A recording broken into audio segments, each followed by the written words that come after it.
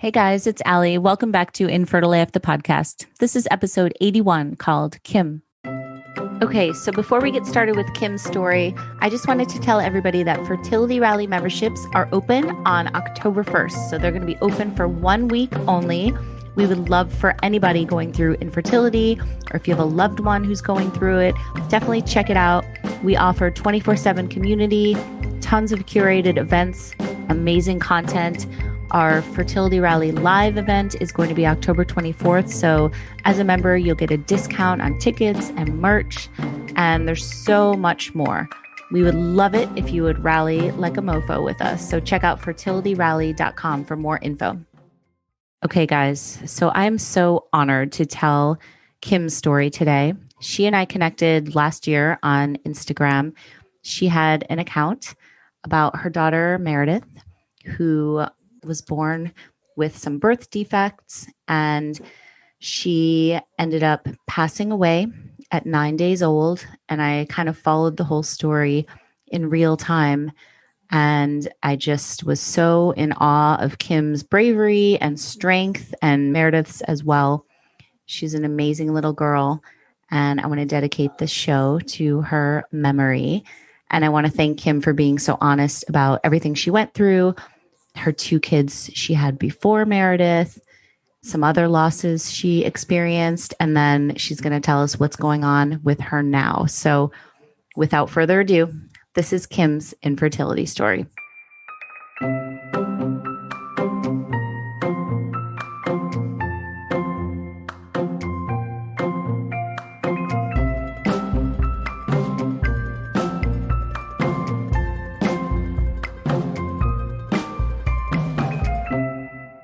Kim, hi, friend. Hi. Hi. Thank you so much for doing this. It's so funny. I just want to give the listeners a little backstory because I feel like you were one of the first people I really connected with on Instagram when I first started my podcast. You and I connected. I think we had DM'd a little bit. We were both kind of new to this space, I believe. I know I definitely was new, but I remember we just had like this kind of bond, and I started, at the time you had your baby Meredith, who we will talk about extensively, hopefully. And I was kind of following your story, and I got very invested in what was going on, and you were posting and sharing a lot. So that's kind of how we met. But I don't know much about your backstory and all that stuff. So if you don't mind, let's start kind of at the beginning. When did you start to try to have kids, and what happened? Well, so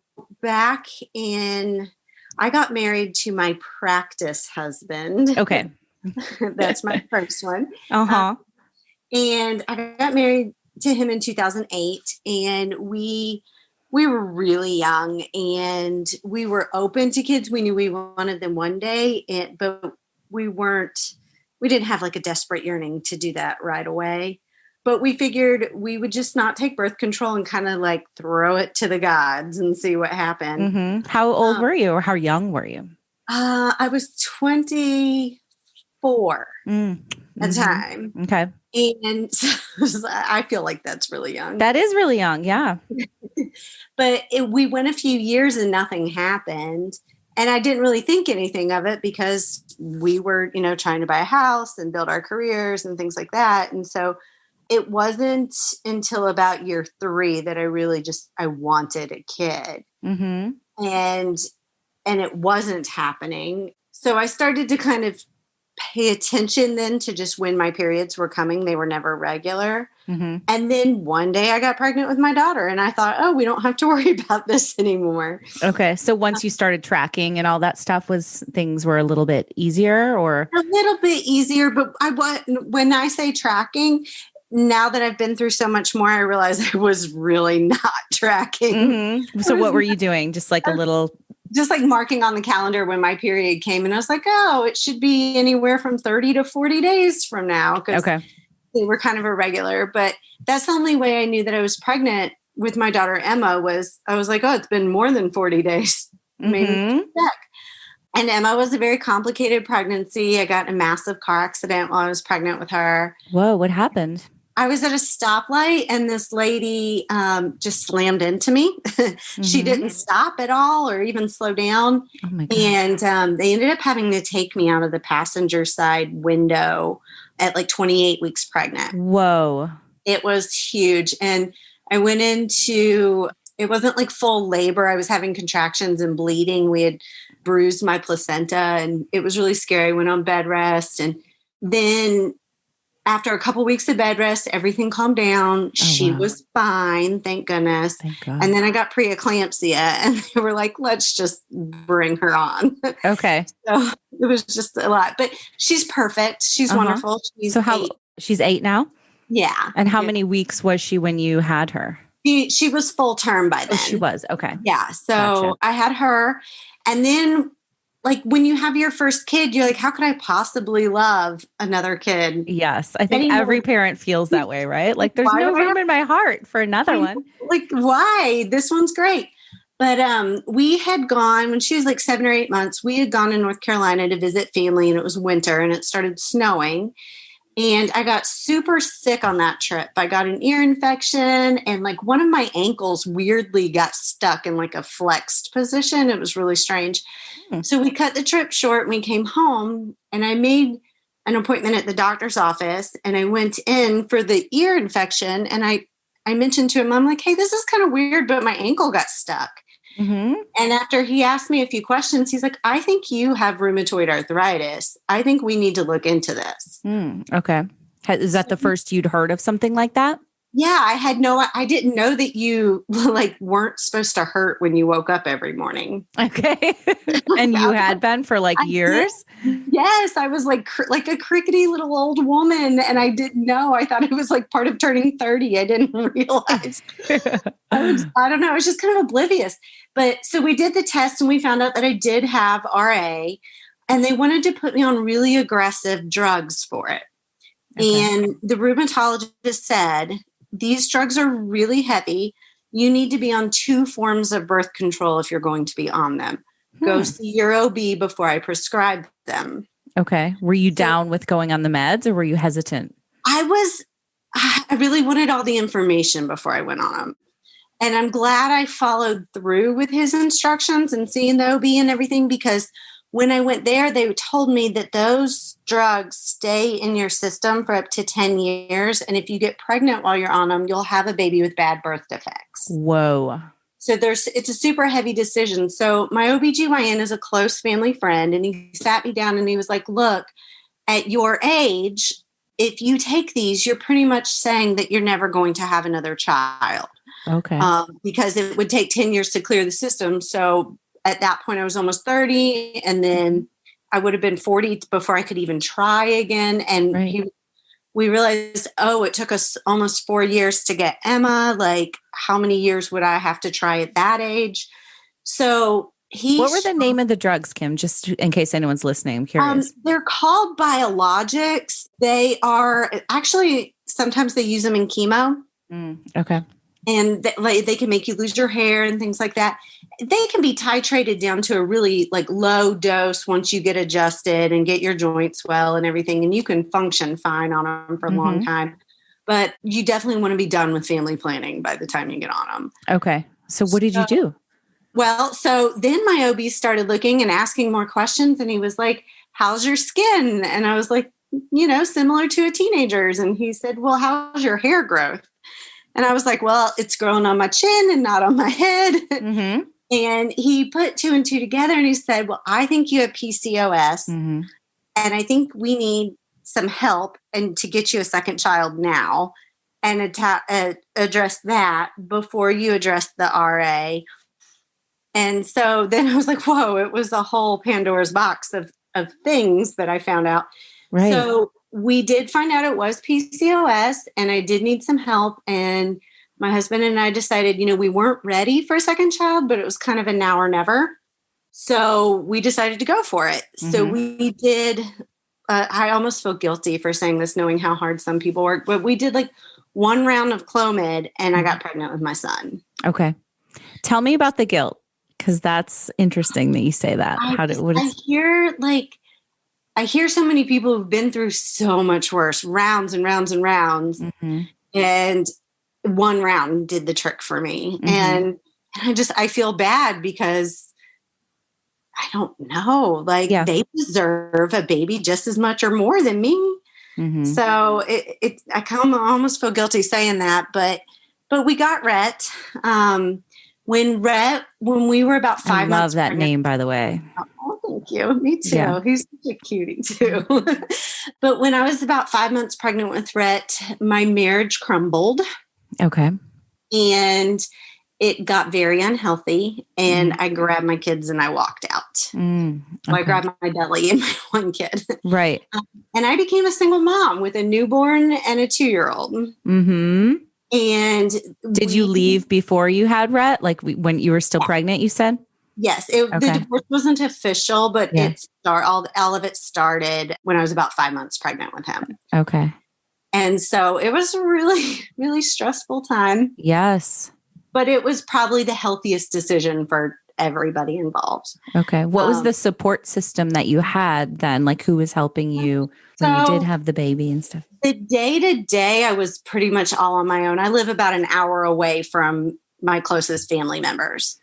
So when I really needed something, or if I needed to pick up an extra shift or something, I had daycare, or I could schedule way ahead and get my mom to come. But I was really on my own for a lot of it. What were you doing for work at the time? So I'm a dental hygienist. Okay. And so it kind of worked out well because I was only working 3 to 4 days a week and I was off by 4 every afternoon. Mm-hmm. So it's kind of a great job for a mom. So. Are you still doing that? No. Okay. But I did for like 12 years or so and I loved it. My RA doesn't really work with bending over people anymore. Gotcha. But so the kids and we were on our own for about a year and it was a struggle, but life was good. And then I met Sam, who is now my husband. Mm-hmm.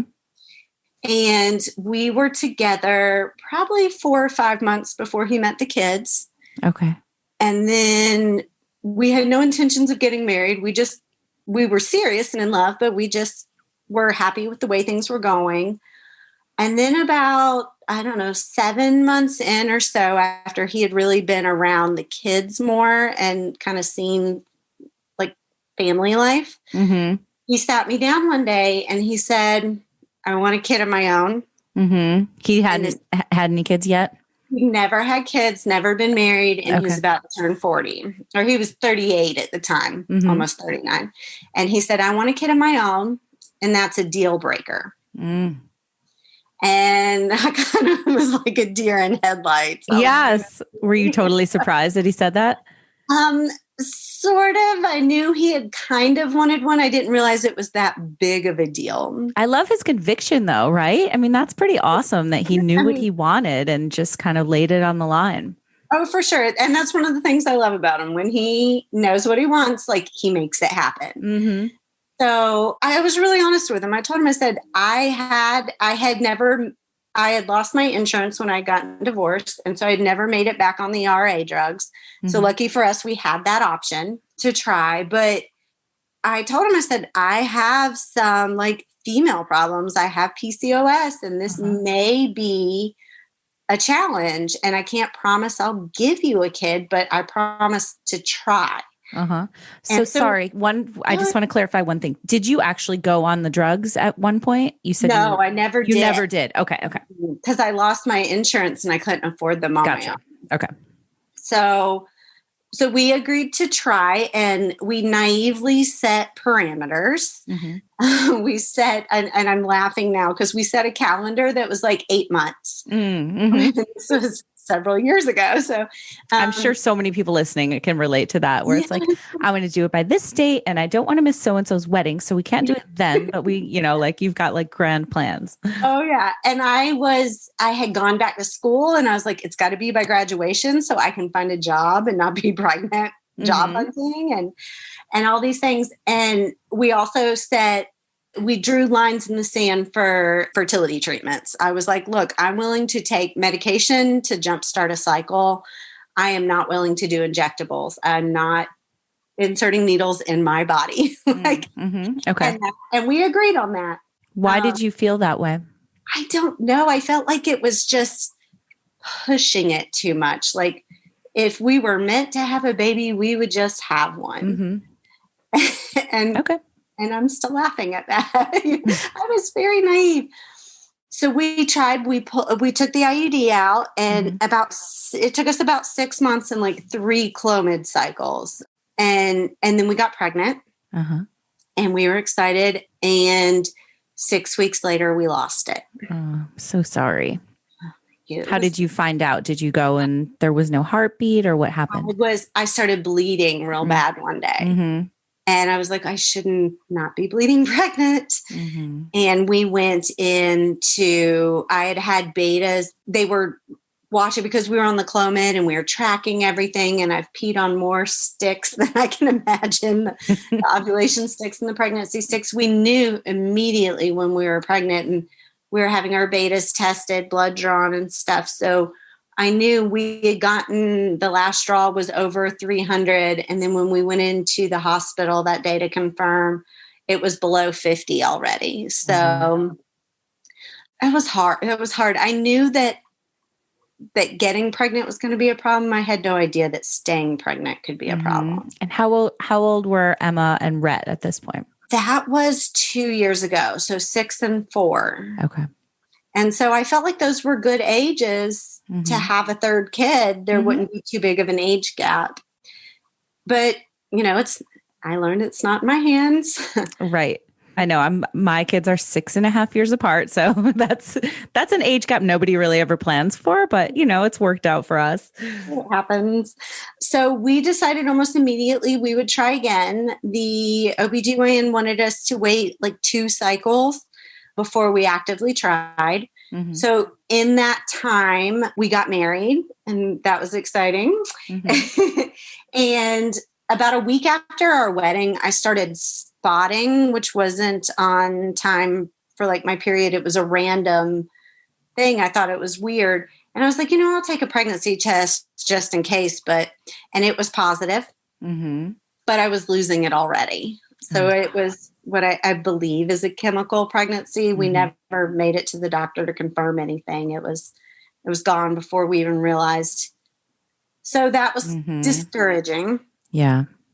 And then that was September, and we waited 2 more cycles, and we did another round of Clomid, and we got pregnant with Meredith in December. Okay.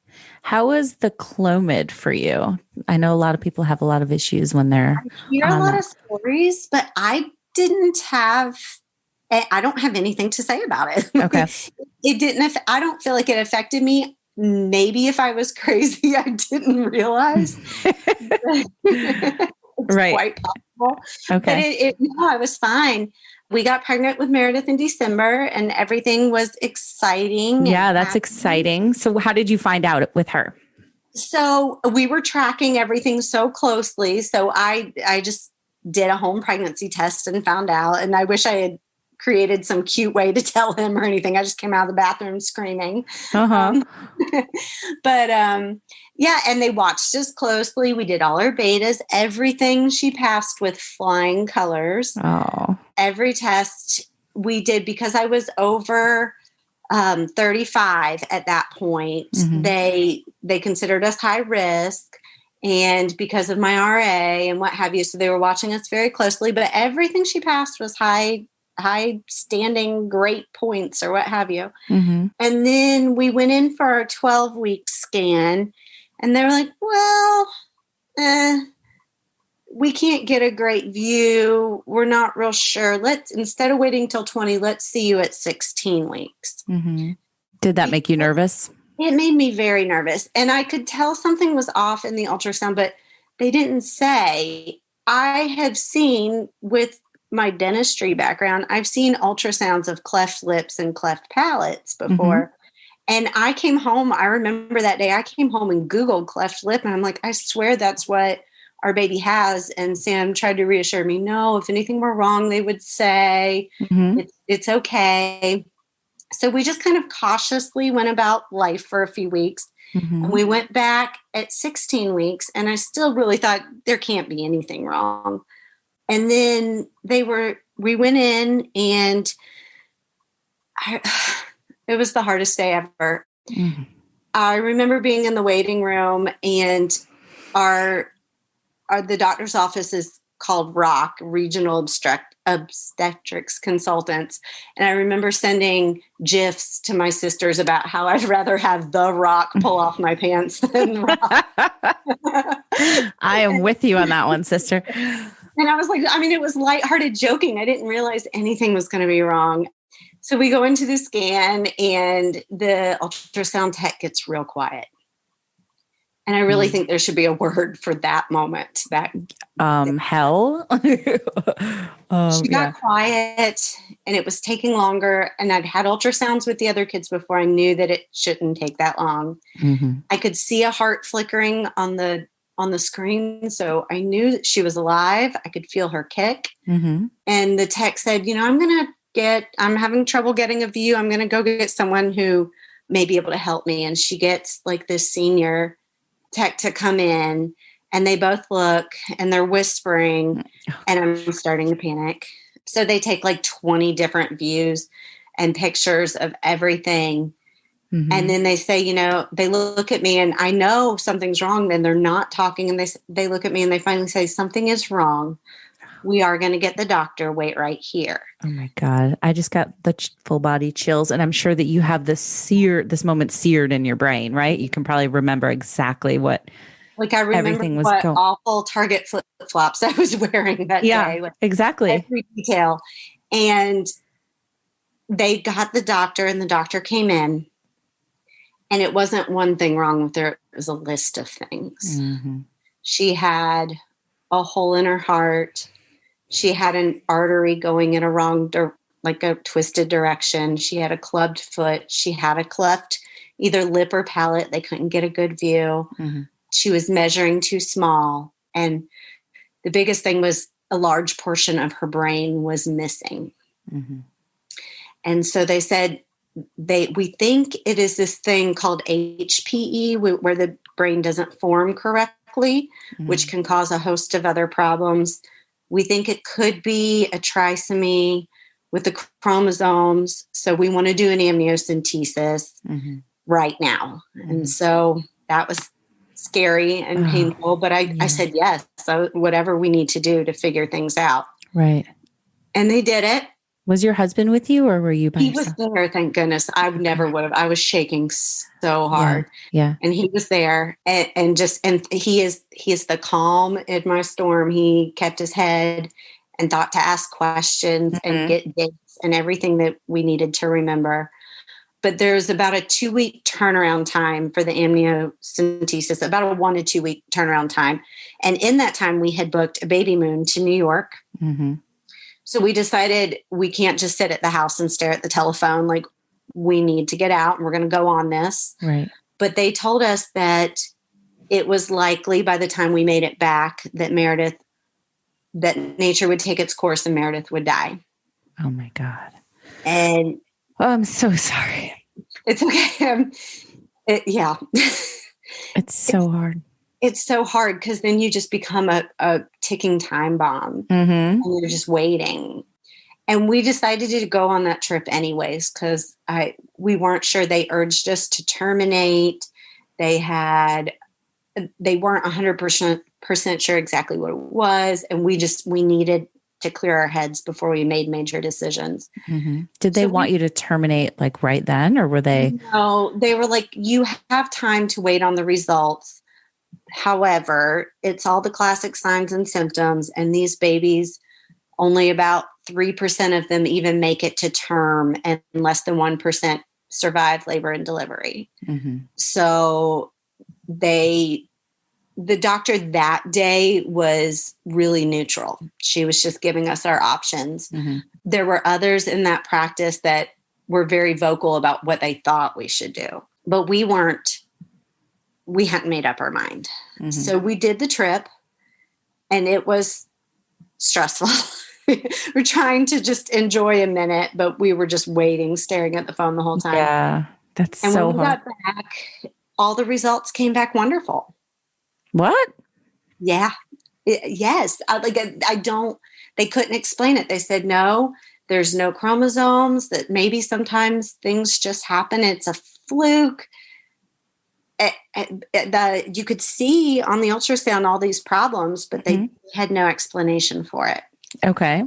So then what do they tell you to do? Like, Well, then we started talking about our options. So I had placenta previa. So my placenta was sitting on top of my cervix. I had that too. So it's a bummer because you can't have sex and you can't do crazy exercise or anything like that, but it's not the end of the world unless you go to terminate. So they would have wanted to dilate my cervix. And then they said that there was a potential that the placenta would drop into the dilated cervix and hemorrhage. And so at that point, I had to think about that I had 2 other kids to live for. I can't take a risk of me hemorrhaging. Right. So we decided the best thing to do would be to carry to term and just kind of let nature take its course, and let Meredith just kind of lead the way. Hold that thought. On this episode, I am super proud to partner with Thrive Cosmetics, an independent, woman-founded and owned beauty brand that specializes in high-performance makeup and skincare that is vegan and cruelty-free. You guys know how much I'm obsessed with female-owned companies and female founders and how I love to support other female-led businesses, and Thrive is one of those, and it's awesome for a few different reasons. Number 1, their mission is to be bigger than beauty, which means for every purchase, they donated much-needed products and funds to nonprofit partners nationwide who are helping women facing significant challenges to thrive again. Number 2, their products. They're amazing. I got a whole bunch of them the other day. I love their Defying Gravity Eye Lifting Cream, which really depuffs and tightens your eye area. But OMG, I'm now obsessed with their best-selling Liquid Lash Extensions Mascara, which adds length and volume and makes you look super hot. This is the mascara you might have heard about that's sold every 5 seconds, which has more than 7,000 5-star reviews, and which won Glamour's Best Clean Beauty Product of 2020 award for the best mascara. I was wearing it the other day, and Ever even said, "Mom, are you wearing fake lashes?" The other thing I love is that their products, like I said, are 100% vegan and cruelty-free. They never test on animals, and they are even PETA certified. So the best news, guys, is you get 15% off just for being an Infertile AF listener. Go to thrivecosmetics.com/InfertileAF for 15% off your first purchase. You can start thriving and help women in need today by going to thrivecosmetics.com. It's spelled THRIVECAUSEMETICS.com/InfertileAF for 15% off your purchase. Thanks, guys. Can you explain to me, Kim, and I hope this isn't too hard, but what's the thought process that you have? Because I haven't been in this situation, and I'd love to hear just from your heart, like, what does it feel like having, going through the rest of your pregnancy, knowing that the end result is not going to be what you want it to be? Like, how do you deal with that? I don't know how we dealt with it, honestly, Allie. Every day was terrifying. It was such a mind warp because I never planned a baby shower. I planned the potential for a funeral. And we only bought like 2 little things for her. And it was really rough. I don't know. I don't know how we survived every day. Because you had a ways to go. We had a long ways to go. And we didn't realize it at the time that we had such a long ways to go. So every day I bought a Doppler, and every day I checked for a heartbeat. So that's how I started every morning. And so that gave me some reassurance because her feet were cleft. And then also because she ended up being paraplegic. So she didn't extend her arms or legs. So I didn't get the movements and kicks that you normally get. Mm-hmm. So I depended pretty heavily on the Doppler. Mm-hmm. And we just took it day by day. Mm-hmm. And we never thought it would go as long as it did. I Mm-hmm. thought I'd have to, live with this for a week or two. And it ended up being more, Mm-hmm. a lot more, because we went Mm-hmm. from pretty much 16 to 37. Mm-hmm. So we kept going for scans. It started monthly, and then it went down to biweekly, and then it went down to weekly. Mm-hmm. What were the doctors saying at this point? Were they still like not pressuring you, but suggesting that you might want to terminate, or were they like on the same page and saying, let's let it take its course? Yeah. So there's like five or six doctors in that practice, and it would depend on who we got. Okay. So some days when we came in, they would just be very neutral and respect our decision and just tell us the facts. Okay. Mm-hmm. Her head is growing at this rate, but her body is not. Okay. Her long bones have quit growing. Like, they would just give us the facts and make sure. And every time I just asked, is she in pain? Just tell me if she's in pain, because I can't do that. We live in Florida, so you only have until week 24, I believe, to make a decision to terminate or not. Mm-hmm. So once we got past that, there wasn't anything they could say. Mm-hmm. But they were always saying that she was not in pain. She was not in pain. They reassured me every time. And there were one or two doctors that really strongly pushed, your body could recoup quicker. You could have another one. But I just wasn't, I could still feel her, and we still loved her, and we named her, and she was so real. I wasn't ready to give up on her. Yeah. That's so sweet. How did you come up with her name? So the kids, honestly, she's named after Aquaman's girlfriend. I love it.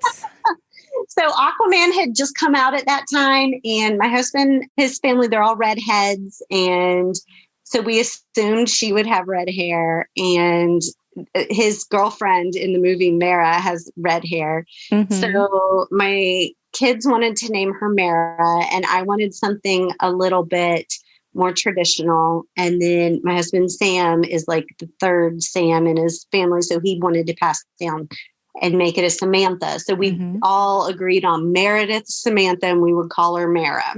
Oh, I love it.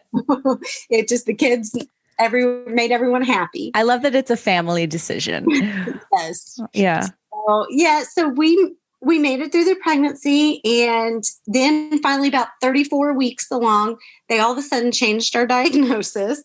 Threw us through a total loop. She had gotten big enough they could see better in the scans, and what they determined was that she had had a stroke. Oh. And the stroke had blocked the flow to her brain, and that her brain had deteriorated. It wasn't that it didn't form correctly. It was that it had formed correctly, but then deteriorated. And that's what had caused everything. And then everything changed at that point, because that is hydranencephaly, which is only about 15 kids a year born with it. Wow.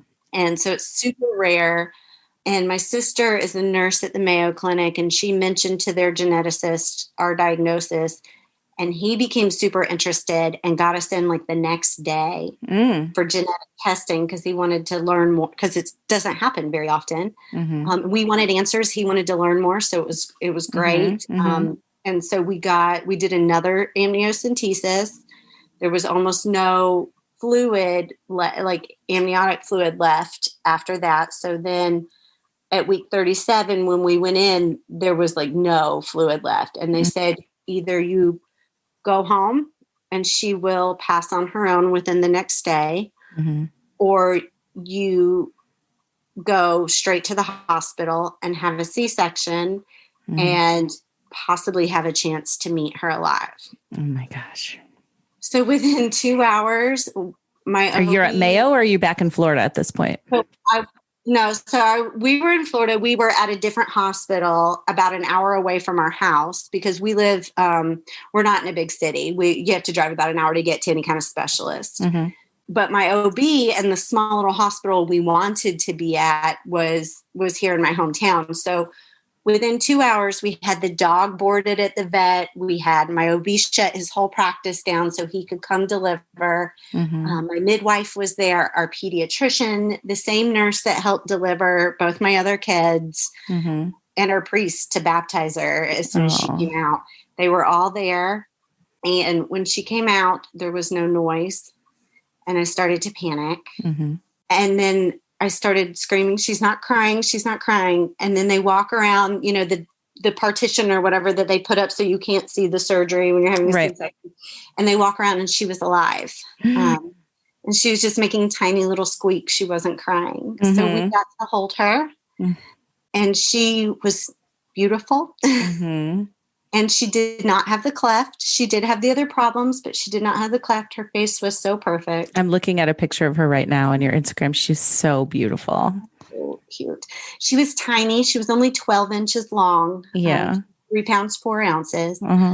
We, in our preparations for her, we had set up with the hospice, with the pediatric hospice, to do palliative care to make sure she was never in pain. That's amazing.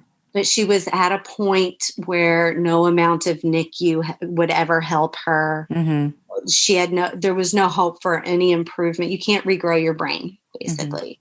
So our goal was to hold her for as long as we can and keep her comfortable the whole time and just let her lead the way. And we held her for 9 days. Yeah. And that's when, you know, like I was saying at the beginning of the conversation, I was following your account in real time as, you know, because you had her in, was it August 2019? Yeah. The first. And I remember every day being like, what's going on with Kim and what's going on with Mara, and like checking in on you guys. And it was like every day from an outsider's point of view, it was like a gift. It was like, she's still here. Like it was so, because you were very open about, you know, the expectations and the story, you know, her story and everything that you had gone through. So it was so amazing. And I don't know if I ever told you that, but I felt so honored to be a bystander in this love story, you know? Thank you. So to tell you the truth, I had quit work and school at the end of my pregnancy with her because there were so many appointments. It was just too much. And I used to go get Starbucks and park my car and turn on your podcast. Oh my God. I'd park down by the docks and I'd turn on your podcast and I'd play a little game on my phone and just listen every morning. That was the time. That's so cool that we were like connecting from afar in our own ways. Like, yeah. But yeah, so we had Meredith for the 9 days and then she was gone. Yeah. Tell me about those 9 days a little bit more, though. Like, what did the kids think? Because I know they got to meet her and hold her, right? You got to bring her home, right? We did. We chose to bring her home. So awesome. So I wanted the older two to understand that they wouldn't get to keep her. It was important to me that they got to meet her and hold her, but know why they couldn't keep her. So I sat them down on my bed and I needed to change her diaper anyway. So I undressed her and I was really afraid that they would be scared because her legs had grown so misshapen and her body was, when she was born, her head was the size of 41 weeks, but her body was the size of 25. So she wasn't shaped like a normal baby. And I was afraid that it would scare the kids, but they needed to see it. And when I opened up the blanket, my daughter goes, oh, Mom, her legs, she looks like a mermaid. Oh my God. Oh, and like just the tears. Yeah. Because she saw something beautiful in something that other people might not have seen. And so we started calling her our mermaid. That's so perfect. And named after Aquaman's girlfriend. Like it's all making sense, right? And we live at the beach. So I mean, yes. But those days she ate, but with a dropper. She didn't have the reflex to like suckle. So I couldn't nurse or even really bottle feed. We ended up almost like a kitty cat with a dropper. And she did not have like bowel movements and things. So we knew that her systems weren't weren't hanging in there, that they were shutting down. Hospice was really great about preparing us for what it would look like. And they gave us, I had Ativan and morphine in the fridge in tiny, tiny baby doses in case she got uncomfortable. And only one time did I have to give it to her towards the end when she got, you could tell she was in some pain there. And then she got comfortable. But that whole time, no one put her down. All the grandparents got to meet her, and she never, aside from a couple of minutes when I had to put her in her basket while I went to the bathroom, she was never out of someone's arms the whole time. That's so sweet. She was held her entire life by people who loved her. So, oh, yeah, no, I'm crying too. I miss her so much. I know. And that was hard, but it was hard because it was August and school was starting, and the day my son was starting kindergarten, and my goal was to walk him into his first day of kindergarten and not ruin how school started for him. And she died on the 10th, and he started school on the 12th. And I walked him into his first day of kindergarten, and I smiled, and I got back in the car, and I had to drive straight to the funeral home to finish making her arrangements. And that was like the ultimate day of mothering for me. Yeah. Talk about highs and lows. Oh, so there was a lot of grief after that. And we weren't sure if we wanted to try again. But a few months later, and probably the first time ever, I got pregnant again, and without fertility drugs. And that baby had almost the exact same due date, only a year later of what Meredith's was supposed to be. And we got really excited and really terrified. And I had a C-section. It hadn't even been 6 months yet. We weren't sure how it happened. And it lasted for 9 weeks. And I was on a nonprofit board with my midwife, and we were doing work at her office it was totally unrelated, for something else. And she said, "Hey, while you're here, let's just scan you for fun." And I said, "Oh, okay." And I get in there, and I had to hear there is no heartbeat. Oh, God. So that baby, that was January of this year. And we lost that baby. And at that point, it became more normal to have bad things happen than to have good. And that's when we decided to start the mission, Mara's mission. And I realized there's not a lot of support, and there's so much taboo around talking about these things. And that's not right. It needs to change. Absolutely. Tell me about the Mara's mission and what the mission is, and what's like your mission statement. And we started, so it's a nonprofit, and our goal is to change the way parents experience grief after pregnancy or child loss, early childhood loss, by creating a sense of community and support. So I worked, it's one of the few good things to come from quarantining and COVID, is that I had time to work on getting it all set up, and we got our 501c3. So we're officially recognized. That's awesome. I'm so proud. I'm excited about it. And what we do right now, we do monthly support groups, and anyone who's had any kind of loss is welcome. We're doing them via Zoom right now.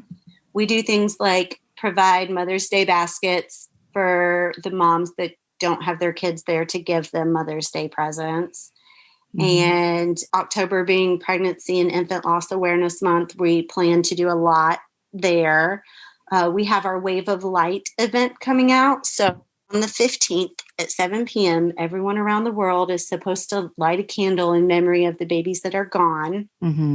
With the idea that as the world spins, if you leave your candle for a light, there's always a light burning for these babies. So we decided to take it one step further. And we're lighting up an entire park in our town here with luminaries and getting babies' names.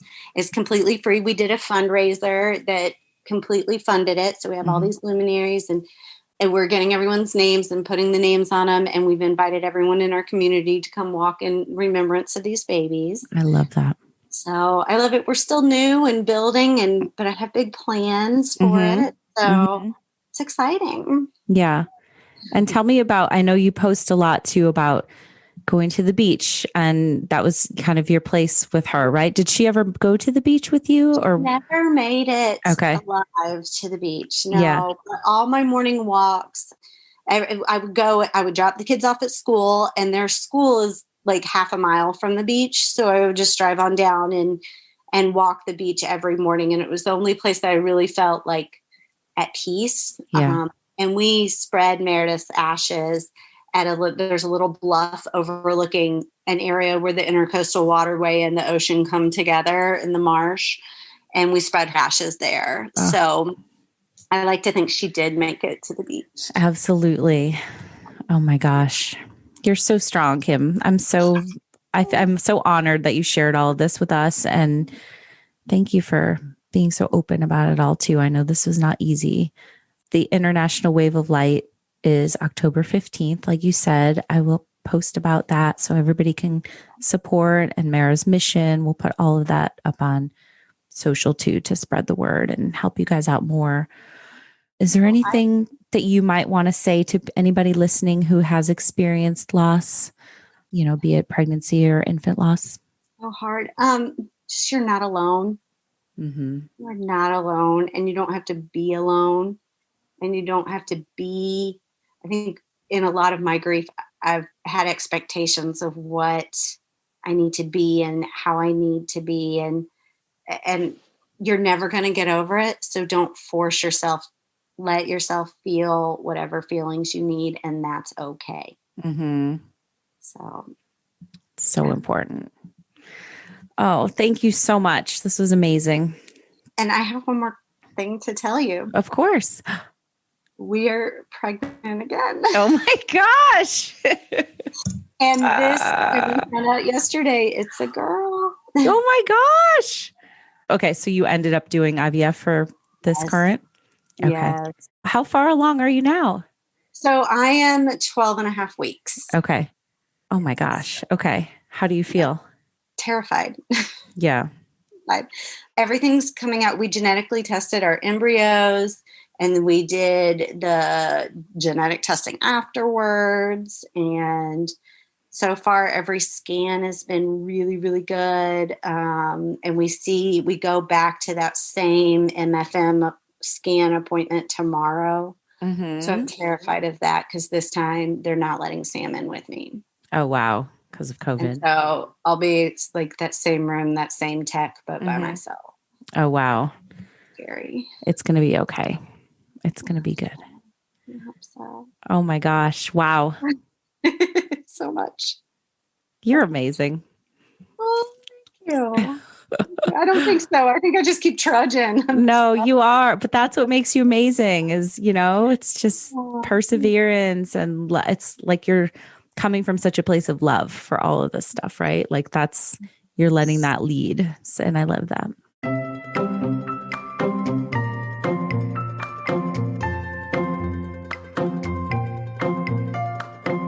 Okay. Thanks again, guys. And thank you so much, Kim. I love you. Thank you for sharing your story with us. Thank you all for listening. If anybody has a few minutes and is able to go and rate and review the podcast on Apple, it really helps us get more exposure, and it's just really good for distribution and finding more listeners. So as you know, my goal is to help and reach as many people as possible and share these stories. So if you could take a minute to do that, it would mean the world to me. Also, don't forget to check out Fertility Rally and Fertility Rally Live, which is happening on October 24th. We're going to have over 30 speakers, tons of breakout sessions, lots of cool surprises, and then a happy hour at the end. It's going to be an amazing event, and I would love to see you all there. So check out our Instagram, which is @Fertility Rally. You can hear all about it there. or you can go to our website, which is fertilityrally.com. Thanks so much. Talk to you next time.